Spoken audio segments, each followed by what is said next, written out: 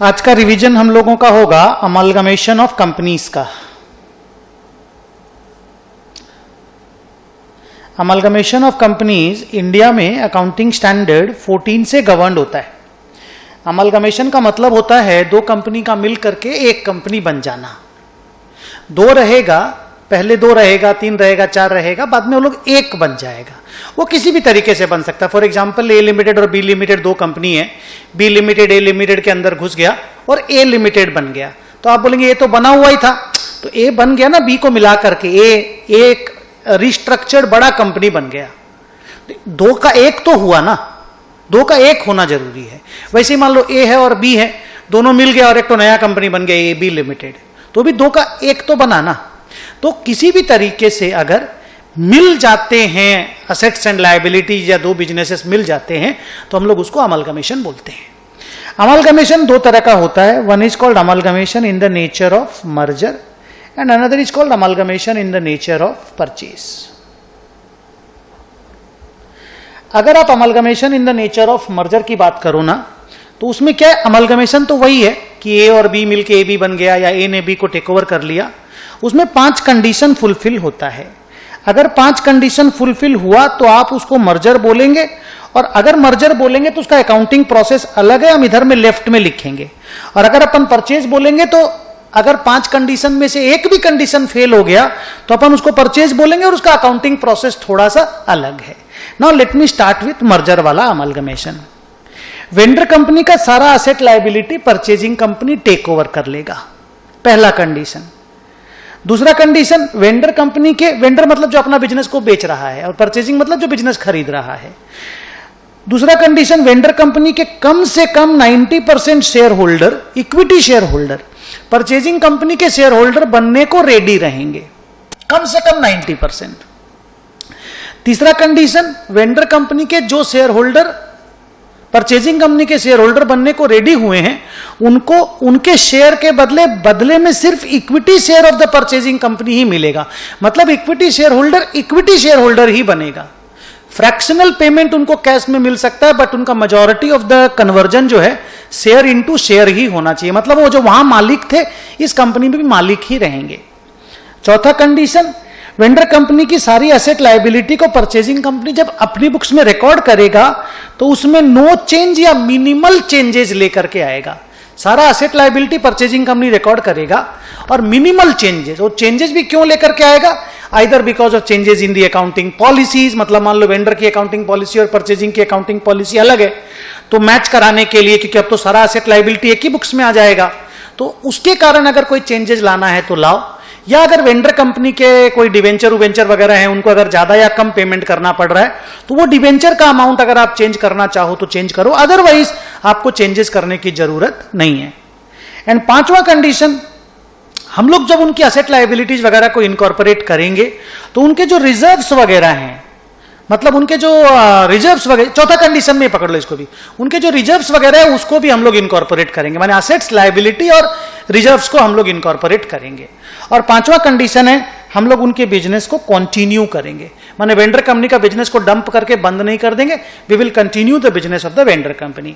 अगर ये 5 condition fulfil हो जाता है तो हम लोग उसको amalgamation in the nature of merger बोलेंगे। और अगर इसमें से एक भी कंडीशन वायलेट होता है, एक भी कंडीशन, तो वो amalgamation in the nature of purchase बन जाएगा। That will be amalgamation in the nature of purchase. तो ये हो गया कि कौन सा अमलगमेशन कौन सा है। अब आइए, अगर मर्जर वाला अमलगमेशन है 5 कंडीशन फुलफिल वाला, तो उसकी जो अकाउंटिंग प्रोसेस का नाम है उसका नाम है पूलिंग ऑफ इंटरेस्ट मेथड, ये नाम बोल रहा हूं। और परचेज वाले अमलगमेशन के मेथड का नाम है परचेज मेथड। इसको याद करना इजी है, अमलगमेशन का नाम भी परचेज और मेथड ऑफ अकाउंटिंग का नाम भी परचेज मेथड। मर्जर में नाम मर्जर और अकाउंटिंग का नाम है पूलिंग ऑफ इंटरेस्ट मेथड। अब आया नेक्स्ट पॉइंट कि हम लोग सबसे पहले पीसी निकालेंगे। पीसी में है परचेज कंसिडरेशन। इसमें जो जो पेमेंट हम equity share holder and preference share holder को करेंगे, सिर्फ वही पेमेंट हम लोग पीसी में इंक्लूड करेंगे। और सेम हियर, मतलब अगर लाइबिलिटी होल्डर को कोई पेमेंट कर रहे हैं या खर्चा का कोई पेमेंट वगैरह कर रहे हैं तो उसको पीसी में इंक्लूड नहीं करेंगे। सिर्फ एक क्वेश्चन ऐसा बना था मेरी बुक में, उसको भी मैंने दो टाइप से आपको बना करके दिया है, मैं आपको दिखाता हूं। उसमें क्या था, सम में स्पेसिफिकली बोल दिया था कि अमलगमेशन का इतना खर्चा हुआ है और आपका क्या नाम है, वो इंप्लॉई का कुछ था, इंप्लॉई प्रॉफिट शेयरिंग अकाउंट, उसका पेमेंट को पीसी में इंक्लूड करना है, ये स्पेशली लिख दिया था। तो उस केस में मैंने इंक्लूड किया था। उसमें भी आपको मैं रिक्वेस्ट करूंगा कि आप उसके बिना, माने उसको एक्सक्लूड करके, मेरे होमवर्क में वो सम था, आप उसको एक्सक्लूड करके ही सम बनाइएगा। एक मिनट मैं देखता हूं वो सम कहां पर है। हाँ, अगर मुझे दिखेगा तो मैं आपको दिखा पाऊंगा। Just wait for 1 minute.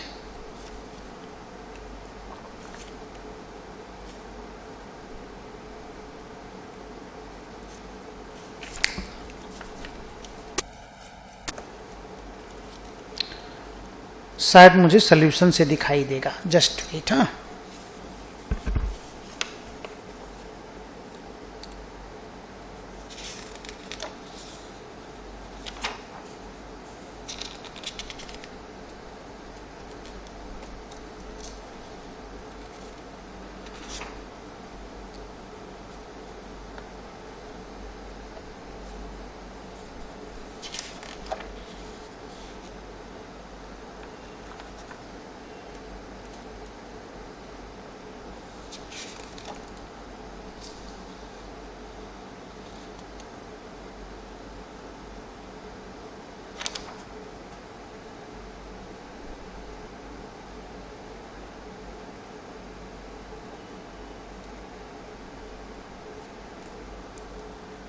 ये वाला, ये जो क्वेश्चन नंबर 10 है, ये देखिए, ये सॉल्यूशन है इसका। क्वेश्चन मैं आपको दिखाता हूं। क्वेश्चन नंबर 10 एक्सरसाइज का सम है। जस्ट थोड़ा सा टाइम दीजिएगा। ये वाला सम, इसमें इस तरह से लिख दिया था, the purchase consideration was payable as follows, और उसमें लिख दिया payment of liquidation expense 5000 and workman profit sharing fund at 10% premium. तो वर्कमैन प्रॉफिट शेयरिंग फंड एक लायबिलिटी है 3 लाख, तो उसको 3,30,000 का पेमेंट किए थे और इसको 5,000 का पेमेंट किए थे। तो ये जो 3,35,000 का पेमेंट था ना, ये ऐसे लिख देता था, purchase consideration was payable as follows. तो बोल करके हम इसका पेमेंट को इस सम में पीसी में इंक्लूड किए थे। मैं आपको सोल्यूशन दिखाता हूं, नहीं तो ये सब पेमेंट पीसी में इंक्लूड नहीं होता। ये देखिए परचेज कंसिडरेशन का कैलकुलेशन देखिए, इसका कहां गया,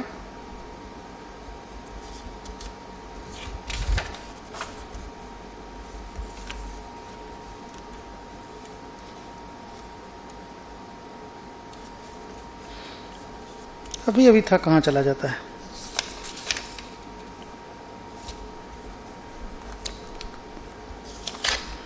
ये वाला देखिए एक बार सबको, ये जो पेमेंट है, ये दोनों पेमेंट, ये मैंने पीसी में क्यों इंक्लूड किया, होता नहीं है नॉर्मली। इस क्वेश्चन का परचेज कंसिडरेशन ये 38,50,000 और ये 10 लाख, 38,50,000 आना चाहिए, 48 लाख, 48,50,000। पर क्वेश्चन में इस तरह से लिख दिया था, बोल करके मैंने पीसी में लिया, नहीं तो इनको पीसी में लेना नहीं चाहिए। अगर आप इनको पीसी में ले लेते हो, because of the language written in the question कि the purchase consideration will be payable as follows, ये लाइन लिखने की वजह से अगर आप इनको ले लेते हो, आप ले लेना, नीचे में एक तो नोट लिख देना कि भाई हम लोगों ने इसको इसलिए इंक्लूड किया क्योंकि सम में लिखा हुआ था, otherwise these payments do not form part of PC.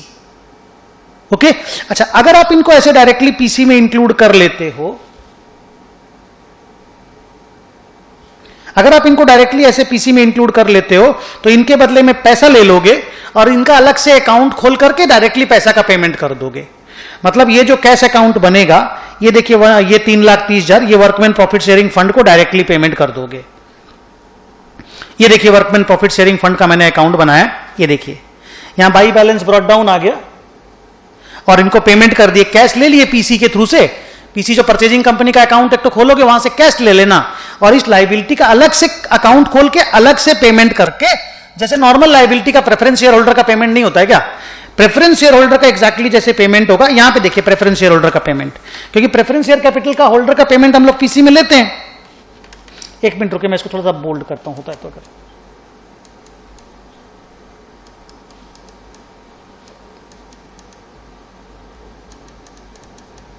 ये देखिए, तो preference share capital 10 lakh, payment के लिए पीसी उनसे 11 लाख रुपए लिए थे, तो 1 लाख रियलाइजेशन अकाउंट में चला गया प्रॉफिट के लॉस के नाम का। तो वैसे ही फिर इंप्लॉय प्रॉफिट शेयरिंग अकाउंट का लेजर बना लीजिएगा, फिर उसको ना बैलेंस शीट में जैसे वो रियलाइजेशन अकाउंट में क्लोज करते हो वैसे क्लोज मत कीजिएगा, सोल्यूशन को ठीक से चेक कर लीजिएगा। Otherwise my son, payment to share holder will only form part of PC. उस तरह के सम को क्वेश्चन का एरर ही बोलेंगे। ओके, अच्छा, उसके बाद क्या है, अगर अपन पूलिंग ऑफ इंटरेस्ट मेथड से अकाउंटिंग करते हैं, देखो जर्नल एंट्री दोनों में ही 3-3 ठो ही होता है। जैसे अगर पूलिंग ऑफ इंटरेस्ट में हम अकाउंटिंग कर रहे हैं तो हम एंट्री मारेंगे business purchase account debit to liquidator of vendor account, जो पहला वाला एंट्री होता है। उसके बाद उनका असेट्स एंड लायबिलिटीज हम डेबिट क्रेडिट करेंगे। हम असेट एंड लायबिलिटी लिख दिए, असेट डेबिट लायबिलिटी क्रेडिट होगा। असेट्स एंड लायबिलिटी जो हम डेबिट क्रेडिट करेंगे ना, वो उनके बैलेंस शीट में जो बुक वैल्यू है हम उसी पे ही डेबिट क्रेडिट करेंगे। जो भी रिजर्व्स होगा वो रिजर्व्स को भी क्रेडिट करेंगे। इवन उनके बैलेंस शीट में अगर कोई फिक्टिशियस असेट वगैरह रहा तो हम उसको फिक्टिशियस असेट को भी यहां पे डेबिट करेंगे। ऑल्दो इस फिक्टिशियस असेट को लेकर के अलग अलग व्यूज हैं, लेकिन नहीं तो उसको भी हम लोग यहां पे डेबिट कर देंगे। और उसके बाद जो भी बिजनेस परचेज में अमाउंट था उसको क्रेडिट कर देंगे। ये सारे अमाउंट लेकिन बैलेंस शीट से आएंगे। असेट लायबिलिटी के अमाउंट भी, फिक्टिशियस असेट के अमाउंट भी, रिजर्व्स के अमाउंट भी वेंडर की बैलेंस शीट से आएंगे और बुक वैल्यू पे आएंगे। किसी एक्सपर्ट को बुलाने की जरूरत नहीं है। बिजनेस परचेज को कैंसिल कर दीजिएगा। जो भी लॉस प्रॉफिट आएगा उसको प्रॉफिट ऑन मर्जर या लॉस ऑन मर्जर बोल दीजिएगा।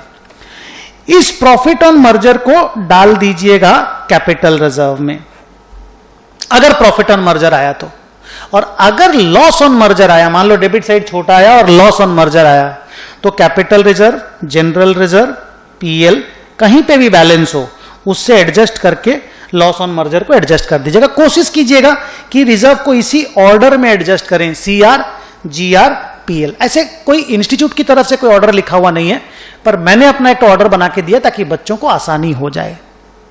ओके, और वो 10 नंबर सम मैं एक बार आपको वापस से दिखाऊंगा, अपने पढ़ के देखेंगे, थोड़ा सा टाइम दे दीजिएगा। अच्छा, उसके बाद फिर परचेज कंसीडरेशन का पेमेंट है, लिक्विडेटर का अकाउंट खोल के रखे हो तो आप एंट्री मार देना liquidator account debit to equity share capital, to preference share capital, to security premium, जो भी कुछ हम लोग उनको देंगे लिक्विडेटर को डेबिट करके कैपिटल। ये ध्यान देना है कि कैपिटल माने शेयर अगर प्रीमियम में इश्यू हुआ है तो थोड़ा सा ध्यान दे दीजिएगा। कैपिटल में कम अमाउंट, बाकी अमाउंट प्रीमियम में जाएगा। ये थोड़ा ध्यान दीजिएगा, whether our shares are being issued at premium और नॉट। तो ये 3 entry amalgamation in the nature of merger में होती है। 3 एंट्री, 3 से मेरा मतलब है बिजनेस परचेज टू लिक्विडेटर वाली, asset liability to business purchase वाली, उसमें रिजर्व्स भी क्रेडिट होता है क्योंकि मर्जर में बोला गया है कि वेंडर के रिजर्व्स परचेजिंग कंपनी को रिकॉर्ड करने पड़ेंगे एज इट इज, और लास्ट में लिक्विडेटर को पेमेंट करने वाला, और बीच में लॉस प्रॉफिट ऑन मर्जर आया तो उसको एडजस्टमेंट करने का एक तो चौथा एंट्री आ गया। यही काम अगर हम परचेज मेथड में करेंगे जिसमें वो 5 कंडीशन फुलफिल नहीं होता है तो बिजनेस परचेज टू लिक्विडेटर वाला एंट्री वैसे ही आएगा।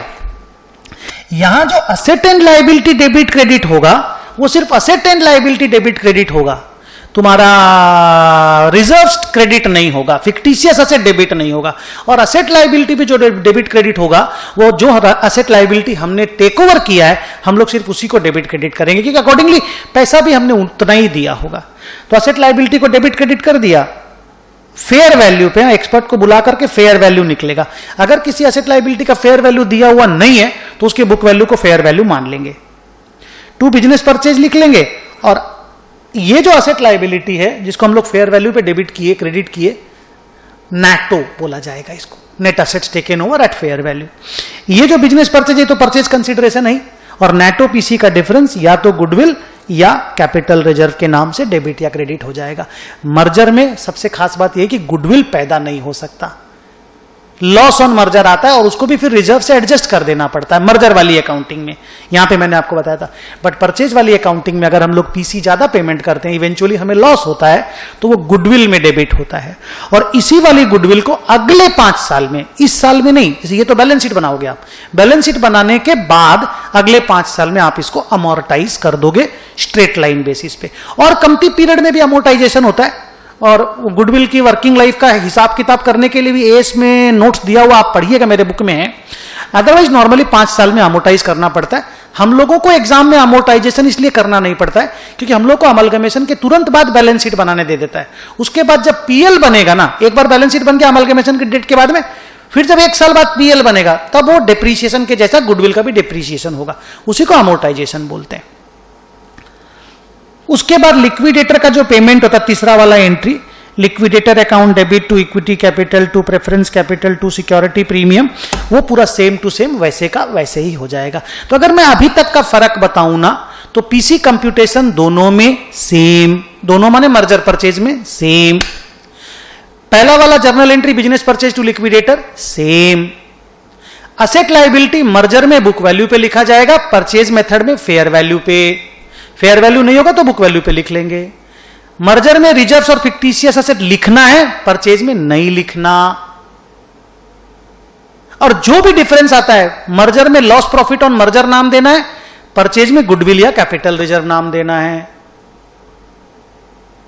बाकी कोई डिफरेंस नहीं। यहां लॉस प्रॉफिट ऑन मर्जर अगर आता है, प्रॉफिट ऑन मर्जर को कैपिटल रिजर्व में डालना है, लॉस ऑन मर्जर को सीआर, जीआर और पीएल से एडजस्ट करना है। और वहां तो गुडविल कैपिटल रिजर्व आएगा, तो कहीं किसी से एडजस्ट करने की जरूरत नहीं, नाम ही बता दिए ये गुडविल, लॉस हुआ तो गुडविल, ज्यादा पेमेंट हुआ तो गुडविल, कम पेमेंट हुआ तो कैपिटल रिजर्व। ये डिस्टिंक्शन है, दोनों को डिस्टिंक्शन के तरीके से हमने आपको रिवाइज कराया।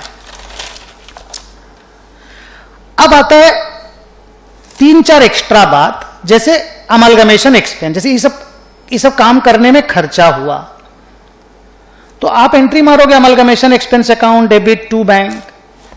वो एंट्री मर्जर में जो होगा, परचेज में भी पहला एंट्री वही होगा, amalgamation expense to bank same. लेकिन मर्जर में जो अमलगमेशन एक्सपेंस है, क्योंकि लॉस है, तो वो सीआर, जीआर, पीएल से डेबिट होकर के खत्म हो जाएगा। जैसे लॉस ऑन मर्जर को जैसे एडजस्ट किए थे ना वैसे ही। और परचेज वाले अमलगमेशन में आपको गुडविल बढ़ा देना पड़ेगा। तो कहानी क्या बनी ना बेटा, कि मर्जर वाले अमलगमेशन में हर तरीके का लॉस सीआर, जीआर, पीएल से एडजस्ट होता है। परचेज वाले अमलगमेशन में हर तरह का लॉस गुडविल को बढ़ा देता है। उसके बाद एक पॉइंट आता है, extra point, unrealised profit elimination. अब अनरियलाइज्ड प्रॉफिट क्या होता है ये हम तुमको नहीं बताएंगे, क्योंकि ब्रांच में, डिपार्टमेंट में, कंसाइनमेंट में, हर चैप्टर में आप लोगों ने स्टॉक रिजर्व जानते हो आप लोग। अगर मर्जर वाला अमलगमेशन है तो स्टॉक रिजर्व में आप स्टॉक को कम करोगे। अब क्योंकि स्टॉक कम करोगे तो लॉस है तो सीआर, जीआर, पीएल को एडजस्ट करोगे। और परचेज वाले अमलगमेशन में आप समझ ही गए होंगे कि आपको गुडविल को डेबिट करना है, गुडविल डेबिट टू स्टॉक। तीसरा पॉइंट है mutual set of. Mutual set of आप लोग बचपन से जानते हो, फाउंडेशन में भी म्यूचुअल सेट ऑफ करते थे, क्रेडिटर डेबिट डेटर वाला जो गिराने वाला काम। तो आपको म्यूचुअल सेट ऑफ का entry creditors to debtors, BP bills payable to bills receivable, loans to loans, मतलब loan taken to loan given, जो भी, तो ये loan given to loan taken, liability loan to asset loan, तो ये जो mutual set off का entry होता है, जहां पे लाइबिलिटी को डेबिट और असेट को क्रेडिट किया जाता है। म्यूचुअल सेट ऑफ क्यों या कब होता है? जब आप अमलगमेशन कर लेते हो और परचेजिंग कंपनी और वेंडर कंपनी दोनों का ही एक दूसरे का बकाया पैसा बाकी रहता है, तो आप लोगों को आपस का क्रेडिटर और डेटर को खत्म करना पड़ता है। वो एंट्री मर्जर में और परचेज में दोनों में एक जैसा ही होता है, क्रेडिटर्स टू डेटर्स ही लिखना पड़ता है, बीपी टू बीआर ही लिखना पड़ता है। And last point but not the least, हम लोग बोलते हैं कि अगर कोई ऐसा रिजर्व है, रिजर्व जिसको स्टैट्यूटरी रिजर्व के नाम से जाना जाता है, और जो वेंडर कंपनी की बैलेंस शीट में है, जैसे मान लो export profit reserve, foreign project reserve, investment allowance reserve, development rebate reserve, इस तरह के शिपिंग रिजर्व, इस तरह का जितना भी रिजर्व जो इनकम टैक्स एक्ट में बनता था, उस तरह का रिजर्व अगर है तो वेंडर के उस रिजर्व को परचेजिंग कंपनी को रिकॉर्ड करना पड़ता है, रिकॉर्ड लिखना पड़ता है। तो मर्जर के सिस्टम में तो क्या है, अगर आप ध्यान देंगे तो हम लोग यहां पे उनके सारे रिजर्व्स को लिख लिए थे, तो उसमें वो सारे रिजर्व्स भी आ गए होंगे, एक्सपोर्ट प्रॉफिट वगैरह रिजर्व भी आ गए होंगे। तो अभी और अलग से हम लोगों को उसको लिखने की जरूरत नहीं पड़ती स्टैट्यूटरी रिजर्व को, क्योंकि वो ऑलरेडी हम लोग लिख चुके होंगे, तो not separately required because they are already recorded in the entry number 2। लेकिन अगर आप amalgamation in the nature of purchase करते हो, तो परचेज में तो रिजर्व हम लोग वेंडर का लिखते नहीं है, लेकिन स्टैट्यूटरी रिजर्व को तो अलग से लिखना ही पड़ेगा। तो उसके लिए एक एंट्री बनाया इंस्टीट्यूट ने, amalgamation adjustment reserve account debit to statutory reserve. Statutory reserve का नाम लिख दे रहा हूं मैं, एक्सपोर्ट प्रॉफिट रिजर्व अकाउंट। ये अलग से एंट्री मारनी पड़ती है, but this is necessary only in the case of purchase. और ये दोनों ना, जैसे ये एक्सपोर्ट प्रॉफिट रिजर्व आप बैलेंस शीट में तो रिजर्व सरप्लस में ही लिखोगे ना, और ये जो अमलगमेशन एडजस्टमेंट रिजर्व अकाउंट है, ये ऐसे तो फिक्टिशियस असेट है, तो असेट साइड में लिखना चाहिए, लेकिन इंस्टीट्यूट ने चेंज लाया है। मैं आपको चेंज वाला ही पढ़ा चुका हूं। इसको, ये जो डेबिट में खड़ा है ना, इसको भी असेट साइड में नहीं लिख के सारे रिजर्व सरप्लस लिख दिए। नीचे में जैसे प्रिलिमिनरी एक्सपेंस को मैं माइनस करके नहीं लिखवाता हूं क्या, तो प्रिलिमिनरी एक्सपेंस ब्रैकेट में नेगेटिव रिजर्व जिसको मैं बोलता हूं, वैसे ही अमलगमेशन एडजस्टमेंट रिजर्व अकाउंट को ब्रैकेट में माइनस करके दिखा देना। और इन सारे रिजर्व्स का ना एक टेन्योर होता है, 2 साल, 5 साल, 10 साल, जितना साल भी इनका बचा हुआ है, उसके बाद यही वाली एंट्री ठीक अपोजिट एंट्री पास होकर के बैलेंस शीट से उड़ जाएगी। जैसे मान लो एक्सपोर्ट प्रॉफिट रिजर्व है जो रिमेनिंग लाइफ ऑफ 2 इयर्स, तो 2 साल तक हम लोग ये एंट्री तो अमलगमेशन के वक्त मार देंगे, मारने के बाद ये दोनों फिगर बैलेंस शीट में चले जाएंगे, एक रिजर्व सरप्लस में प्लस में बोल करके, एक रिजर्व सरप्लस में माइनस बोल के दिखा देंगे। 2 साल जब खत्म हो जाएगा, उसके बाद इस एंट्री को उल्टा कर देंगे, तो फिर रिजर्व सरप्लस से वो टोटली ना तो प्लस ना तो माइनस, दोनों से ही गायब हो जाएगा। बट ये एंट्री सिर्फ परचेज वाले मेथड ऑफ अमलगमेशन में करने की जरूरत है, क्योंकि परचेज मेथड वाले अमलगमेशन में हम लोगों ने रिजर्व इनकॉर्पोरेट नहीं किया था, लेकिन क्योंकि ये स्टैट्यूटरी रिजर्व है, इसको अलग से रखना जरूरी है, तो अब हम लोग अलग से इसको रखने के लिए ये एंट्री मार देंगे। इतना एंट्री करने के बाद हम लोगों को एक फुल फ्लेजेड बैलेंस शीट बनाना पड़ेगा, जो वर्टिकल फॉर्म में बनेगा, जो शेड्यूल 3 के हिसाब से बनेगा।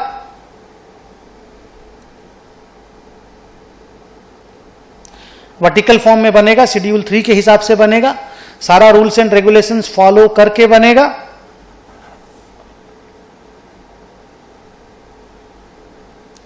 और बड़ा बैलेंस शीट बनेगा, क्योंकि उसमें दोनों का असेट लायबिलिटी मर्ज होकर के एक साथ आ जाएगा।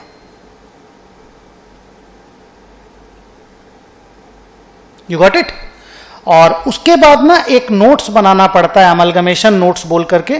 वो अगर सम में जरूरी बोलेगा ना, तब आप लोग बनाइएगा, नहीं तो ना आप लोगों का जो सजेस्टेड आंसर आता है उसमें नोट्स कभी भी एक बार भी आज तक सीए इंटर में बनाया हुआ नहीं मिला मेरे को। तो मैं समझ लिया कि ये नोट्स आपको बनाने की जरूरत नहीं है। लेकिन अगर बोल दिया नोट्स बनाना है, अमलगमेशन का नोट्स, जैसे आप नोट्स ऑन अकाउंट्स नहीं बनाते हो क्या, तो अमलगमेशन के भी नोट्स बनते हैं। तो उसमें अमलगमेशन का पहला नोट्स आप दीजिएगा कि कौन सी कंपनी अमलगमेट हुई और उनका नेचर ऑफ बिजनेस क्या था। पैरा बनाइएगा, नोट्स ऑन अमलगमेशन लिख के 5 तो थ्योरी पैरा। दूसरा बताइएगा कि डेट ऑफ अकाउंटिंग क्या था।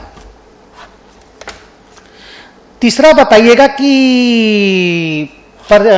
मेथड ऑफ अकाउंटिंग कौन सा था, कौन सा मेथड से आपने अकाउंटिंग एंट्री किया, माने मर्जर मेथड था, पूलिंग ऑफ इंटरेस्ट या परचेज मेथड था।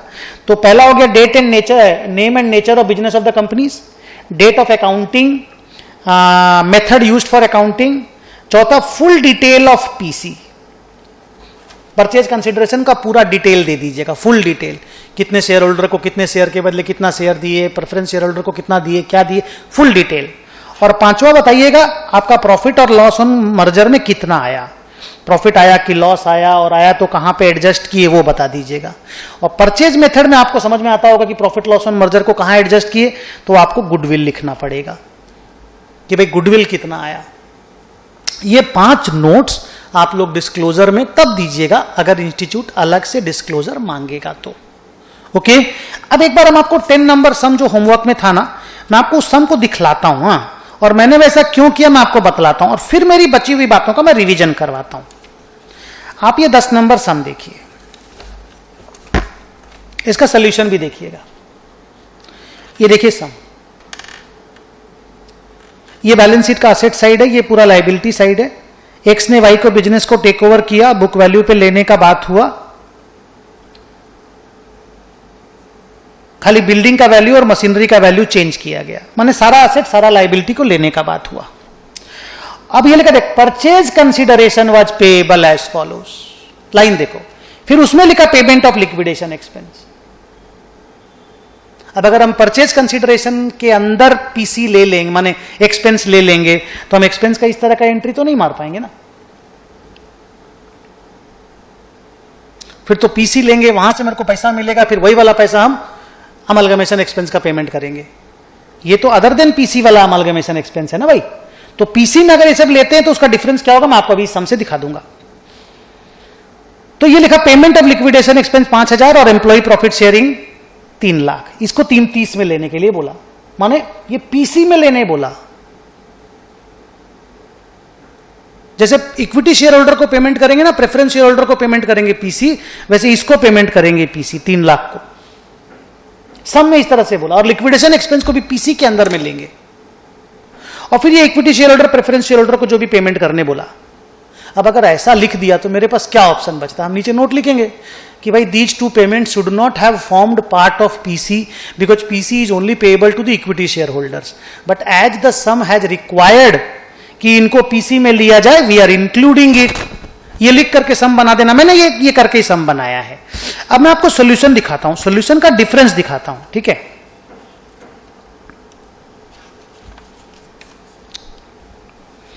ये रहा सॉल्यूशन। अब आप इस पीसी के कैलकुलेशन को देखिए, और ये 3,35,000 को पीसी में ऐड होता हुआ देखिए। अब क्योंकि ये 3,35,000 पीसी में ऐड हो गया, तो वो आपको तो मालूम होगा, जो रियलाइजेशन अकाउंट में सारा लायबिलिटी हम लोग जो क्लोज करते हैं, वो लायबिलिटी में हमने इसको क्लोज नहीं किया, इसका अलग से अकाउंट बना दिया। देखो, वर्कमैन प्रॉफिट शेयरिंग अकाउंट, यहां पे देखिए मैंने क्लोज नहीं किया, नहीं तो लायबिलिटी तो यहीं पे क्लोज हो जाता ना। इसको हमने क्लोज नहीं किया कि इसके बदले हम लोगों ने पीसी लिया। यहां पे देखिए, तो पीसी लिया तो लायबिलिटी का अकाउंट बन गया, उसको टू बैंक करके पीसी में कैश आया, वो पेमेंट यहां पे कर दिए, और ये लॉस आया, लॉस ऑन रियलाइजेशन, रियलाइजेशन में डाल दिए खाली। इसलिए ऐसा किया गया।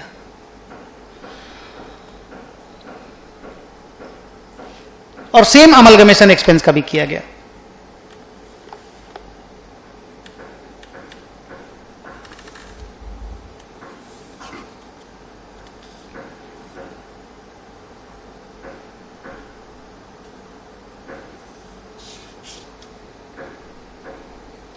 ठीक है।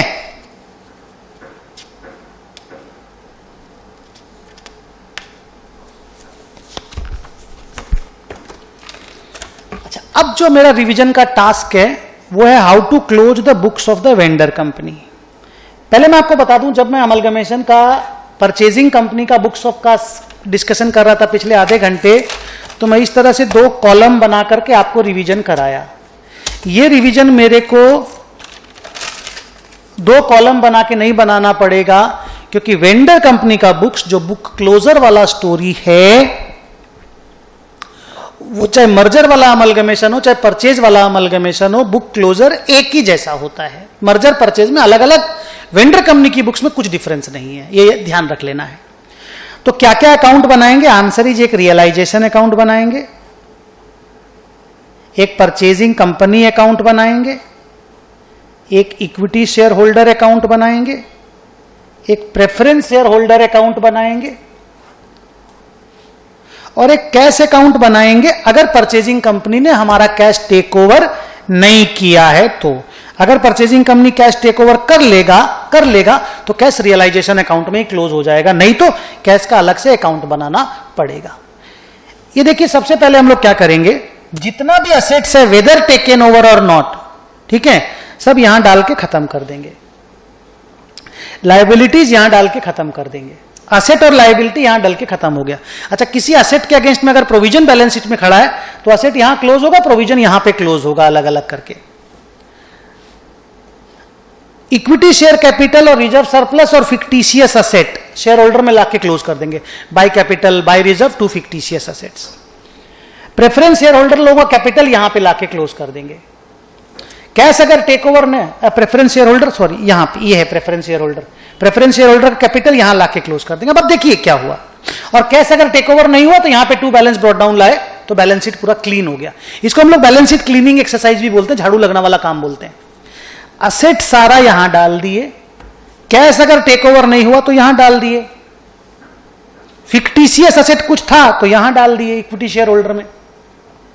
तो realisation to land, building, plant, machinery, furniture, fixture, stock, debtor, equity share holder to fictitious asset, और कैश में to balance brought down, asset zero हो गया। लाइबिलिटीज में सारा नॉन करेंट, करेंट लाइबिलिटी यहां डाल दिए, इक्विटी शेयर कैपिटल और रिजर्व्स यहां डाल दिए, और प्रेफरेंस कैपिटल यहां डाल दिए। Liability side close. अब परचेजिंग कंपनी से पीसी का पैसा ड्यू करा लेंगे तो लिखेंगे purchasing company account debit to realisation. Realisation में पोस्टिंग मार दिए। परचेजिंग कंपनी से पीसी ले लिए, by equity share in the company, by preference share in the company, by cash, जैसे भी लेना है। और जिसके जिसके लिए पीसी लिए उसको पेमेंट कर दिए। यहां से इक्विटी शेयर होल्डर के लिए जो पैसा लिए इक्विटी शेयर होल्डर को दे दिए, प्रेफरेंस शेयर होल्डर के जो पैसा लिए प्रेफरेंस शेयर होल्डर को दे दिए। कैश अगर कुछ आया तो कैश में डाल दिए। उसके बाद अगर कोई खर्चा वर्चा का पेमेंट वेंडर कंपनी ने अपने पॉकेट से किया है, वेंडर कंपनी ने, तो वो रियलाइजेशन टू कैश का एंट्री मार देगा। अगर वेंडर कंपनी का कोई असेट टेक ओवर नहीं हुआ है, असेट टेक ओवर नहीं हुआ है, तो वेंडर उसको बेचेगा, कैश टू रियलाइजेशन लिख देगा। अगर कोई लाइबिलिटी का पेमेंट परचेजिंग कंपनी नहीं लिया, purchasing company not taken over, तो वेंडर को अगर कोई पेमेंट करना पड़ रहा है तो टू कैश लिख देगा, जैसा पार्टनरशिप में होता था। रियलाइजेशन अकाउंट को क्लोज कर देगा, क्लोज करके उसका लॉस प्रॉफिट को इक्विटी शेयर होल्डर में ला देगा। रियलाइजेशन अकाउंट क्लोज करके प्रॉफिट लॉस शेयर होल्डर में आ गया, तो रियलाइजेशन अकाउंट खत्म। परचेजिंग कंपनी अकाउंट पहले ही खत्म हो गया था, पीसी लेके खत्म कर दिए थे। प्रेफरेंस शेयर होल्डर का कैपिटल से ज्यादा अगर पीसी दिए तो जो भी लॉस प्रॉफिट आया वो भी रियलाइजेशन में डाल के फिर लॉस निकालिएगा रियलाइजेशन का। प्रेफरेंस शेयर होल्डर खत्म। अब इक्विटी शेयर होल्डर का अकाउंट में अगर कोई कैश वैश बचा हुआ तेरे पॉकेट में, या पीसी का कोई पैसा तुमने उनके लिए लिया है, तो कैश को इक्विटी शेयर होल्डर में पे ऑफ करके इक्विटी शेयर होल्डर का पेमेंट कर लोगे ना, तो इक्विटी शेयर होल्डर का अकाउंट ऑटोमेटिकली बैलेंस हो जाएगा। और इक्विटी शेयर होल्डर का अकाउंट नेचुरली बैलेंस होना चाहिए, अपने आप बैलेंस होना चाहिए। तब यह पता चलता है कि आपका सोल्यूशन राइट है या रॉन्ग है। तो 10 नंबर सम का डिफरेंस हम आपको प्रॉब्लम आपको अलग से समझा दिए थे। एक दो तो प्रॉब्लम और है, मैं आपको अभी रिवीजन के टाइम पे बता दूंगा। अच्छा, एक सबसे बड़ी प्रॉब्लम यह होती है जब डिबेंचर होल्डर रहता है मान लो 1 लाख रुपया का, और बोलता है कि उनको 10% प्रीमियम देंगे, और लाइन पढ़ करके ये कंफ्यूजन रहता है कि वेदर हम उनको 10% प्रीमियम ज्यादा 1,10,000 दे रहे हैं, माने whether liability is taken over at a higher valuation, या लाइबिलिटी उतना ही है, we are issuing our debentures at a premium. मतलब 1 लाख रुपया का लाइबिलिटी टेक ओवर है, लेकिन हम उसको 91,000 का डिबेंचर 9,000 रुपया प्रीमियम, 90 तो नहीं होगा, 90900, और ये 9100 मान लो, राउंड ऑफ में बोल रहा हूं। इतना डिवेंचर इतना प्रीमियम में इशू कर रहे हैं, मतलब वो 10% इशू प्रीमियम है कि रिडेम्पशन प्रीमियम है, डिस्चार्ज प्रीमियम है, ये समझने में कई बार प्रॉब्लम होता है। अगर कोई क्वेश्चन क्लियर है तो मैंने बहुत सारा सम क्लियर वाला क्वेश्चन का बनाया है। एक क्वेश्चन जो हर बच्चा बेचारा मेरे से पूछता है, मैं अभी आपको दिखाता हूं वो वाला क्वेश्चन, और आपका रिवीजन में बड़ा हेल्प हो जाएगा। 1 मिनट मुझे देखने दीजिए उस वाले क्वेश्चन को, परहैप्स वो वाला क्वेश्चन भी होमवर्क में ही था। जैसे देखिए इस वाले क्वेश्चन में कोई प्रॉब्लम नहीं है। देखिए 12% debenture holder of Q limited are to be paid at 8% premium. तो ये रहा debenture holder 12% debentures of Q limited 1,50,000, बोला दे are to be paid at 8% premium, माने 1,50,000 को 8% प्रीमियम में पेमेंट करेंगे, माने उसको ज्यादा पेमेंट करेंगे। 1,50,000 इंटू 8% प्लस इक्वल टू 1,62,000। तो नेटो में जो लाइबिलिटी लिखेंगे ना डिबेंचर बोल करके लाइबिलिटी, वही 162 में लिखा जाएगा। और फिर और भी क्लियर है, by 12% debentures of P limited issued at a discount of 10%। मतलब अपना वाला डिबेंचर भी जो इशू करेंगे, भले उसको 1,62,000 का पेमेंट करेंगे,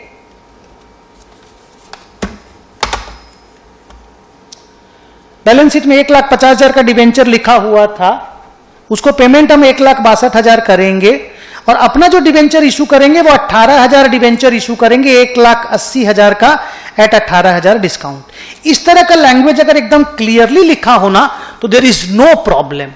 प्रॉब्लम कब होता है? जब बोलता है कि debentures are issue discharged by paying our own debentures at 10% premium. मेरे को अगर वो सम दिखेगा तो मैं आपको दिखाने की कोशिश करता हूं।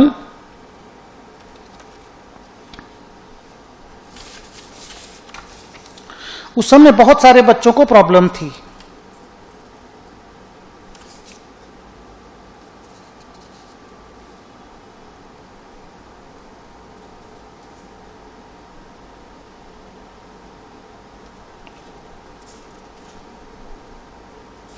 एक मिनट खाली मुझे टाइम देना, वो सम मुझे दिखेगा जरूर कहीं ना कहीं।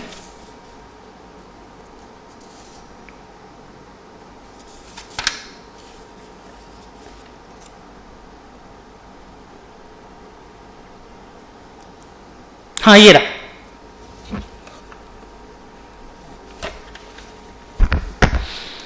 बारह नंबर होमवर्क वाला सम। बहुत सारे बच्चों को बेचारों को प्रॉब्लम थी और उनकी प्रॉब्लम जायज है। हाँ, वो प्रॉब्लम उनकी गलती नहीं है, वो इंस्टीट्यूट के क्वेश्चन सेटिंग में ही प्रॉब्लम है।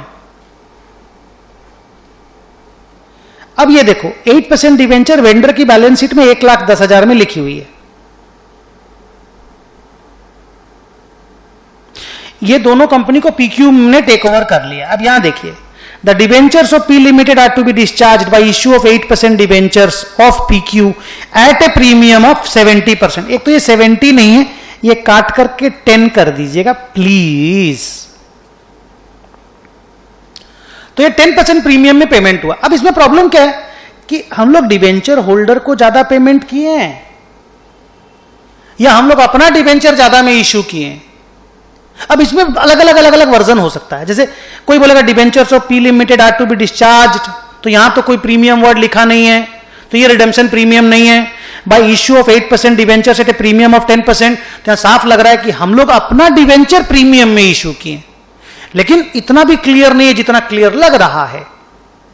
लिखा the debentures of P limited are to be discharged by issue of 8% debentures of PQ at a premium of 10%, तो वो एट ए प्रीमियम, इसके लिए भी तो हो सकता है कि डिस्चार्ज एट ए प्रीमियम।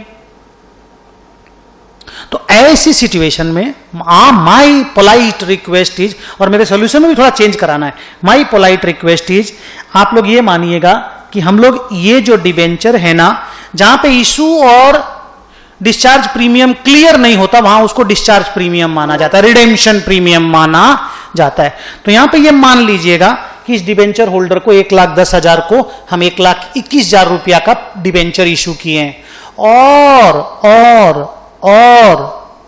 पूरा 12,100 डिबेंचर इशू किए हैं विदाउट एनी प्रीमियम। वो एक ही प्रीमियम है, रिडेम्पशन प्रीमियम। तो हम लोग इस लाइबिलिटी को बड़ा अमाउंट में टेक ओवर किए हैं 121 में, तो नेटो में ये 121 में घुस जाएगा। और पूरा 121 जब परचेजिंग कंपनी की बैलेंस शीट बनाओगे ना, फुल लाइबिलिटी में लिख देना 12% डिबेंचर 121। यहीं पे मैं आपको सोल्यूशन दिखाता हूं, सोल्यूशन में थोड़ा सा आप लोग चेंज कीजिएगा, शायद मेरे को दिखाने दो। तो मैं क्या बोला, अगर इशू प्रीमियम और डिबेंचर के रिडेम्पशन प्रीमियम में प्रॉब्लम हो तो नोट्स लिख दीजिएगा कि हम लोगों ने इसको डिस्चार्ज प्रीमियम माना है। We had assumed that these debentures are to be repaid at a premium of 10%, so we are paying them 1,21,000। अब ये सोल्यूशन मैं आपको दिखाता हूं, ये रहा, ये देखिए, ठीक है। ये थोड़ा मैं नीचे करता हूं, ये जो नेटो कैलकुलेशन हुआ ना, कैलकुलेशन ऑफ पीसी, नेटो के थ्रू से पीसी निकला है, ये जो नेट एसेट टेकन ओवर है, देखिए यहीं पे 121 लिखना है, नेटो में ही 121 लिखना है। और एक भी खास बात है, ये भी इस चीज को जरा ध्यान देना है कि जैसे सॉल्यूशन में ना मैंने क्या किया है, ये 121 यहां पे देखिएगा जो बैलेंस शीट बनाया गया, नेटो में तो ले लिया ठीक से, यहां जो बैलेंस शीट बनाया गया, यहां पे जो दोनों को अलग अलग लिखे ना, 1,10,000 कैपिटल में और 11,000 प्रीमियम में, इसको मिला करके यहीं पे लिख लीजिएगा, लॉन्ग टर्म बोरोइंग 1,21,000। ये एक तो एरर है, इसको आप लोग थोड़ा सा ध्यान देकर के देख लीजिएगा। ये एक साथ टोटल में, बैलेंस शीट में टोटल में कुछ एरर नहीं आएगा, बस रिजर्व सरप्लस और ये 121 एक साथ लिख दीजिएगा। भाई हमने 12,100 डिवेंचर 10 रुपया वाला उसको दिया 1,21,000 का। So our debentures were not issued at premium, our debentures were issued at par, we only paid them more. 1,10,000 को 1,21,000 हम लोग दिए हैं। ये एक चीज 2 सोल्यूशन में थोड़ा सा गड़बड़ था जो मैंने आपको बता दिया। पहला वाला तो गड़बड़ नहीं था, बट वो पीसी वैसे लिखा हुआ था, बोल करके कहानी बनी थी। So this is the story and this is the revision of amalgamation completed. Thank you.